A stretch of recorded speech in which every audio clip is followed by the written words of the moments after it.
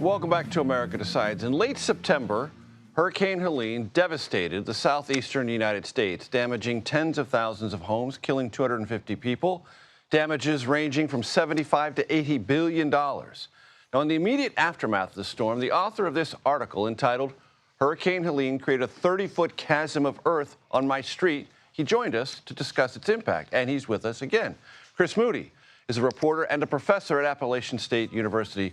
Chris, I'm so glad to see you. I told you when we talked back then I would bring you back because I want to keep following what's going on.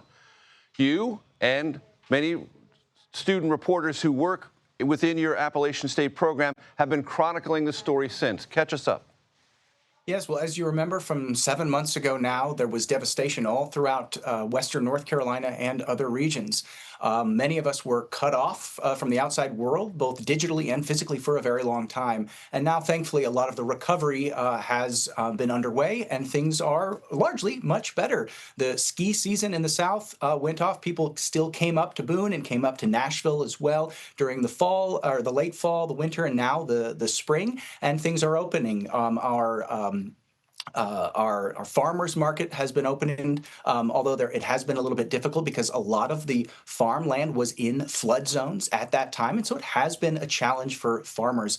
Students like Ashton Ahart at the Appalachian newspaper have chronicled the opening of new farmers markets and how people are doling out food to people and sharing materials with one another in many remarkable ways. But the work continues to be ongoing. Homes are still being rebuilt and being repaired. Organizations like Samaritan's Purse, which is based here in Boone, North Carolina, are still doing daily work with the community. And so it has not stopped, although from appearances, it does seem to be largely back to normal for many people. How would you describe FEMA's footprint, and what parts of your community are still stressed? I read a couple of stories produced by the student journalists about those in motorhome or mobile home parks, very, very stressed still. That's right. The mobile home communities were hit incredibly hard.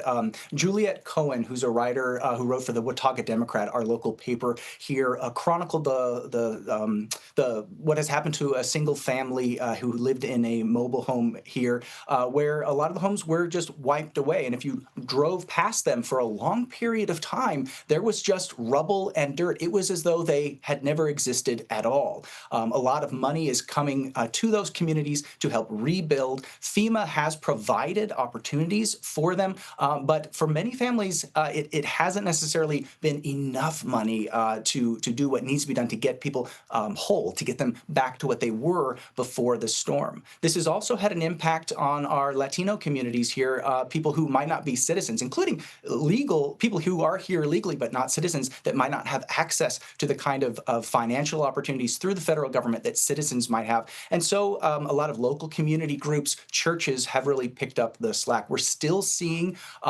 small homes that were built. Some in the aftermath of the storm, a group of Amish construction workers came here and in 2 days built 12 tiny homes for people to live in. Some churches still have RVs in front of them where they're allowing people to live while their homes and everything is being repaired. So like I said, that work is ongoing, but people are still going through it. And it's really wonderful to be able to tell those stories so long after the storm, because it's sorely needed still at this time. And Chris, the FEMA footprint and any problems that the community is having dealing with FEMA in terms of reimbursements or other assistance?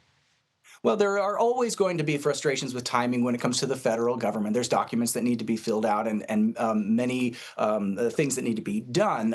But the kind of uproar that happened in the immediate aftermath, that has kind of toned down. The money is coming to the area. I know that the Trump administration has sent officials to Western North Carolina. The director of HUD was here not too long ago, and others are coming. So it's not as though the area has felt forgotten in any way.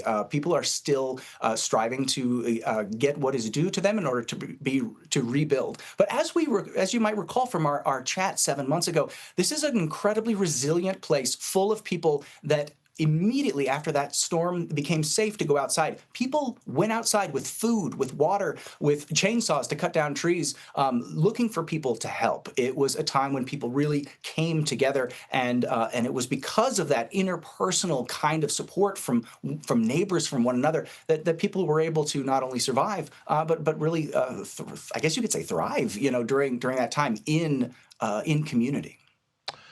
It's an American recovery story. It's one we're going to continue to monitor, and we're going to rely on Chris Moody to help us do it. Chris, thank you so much. I appreciate it. Thank you, Major. Appreciate it.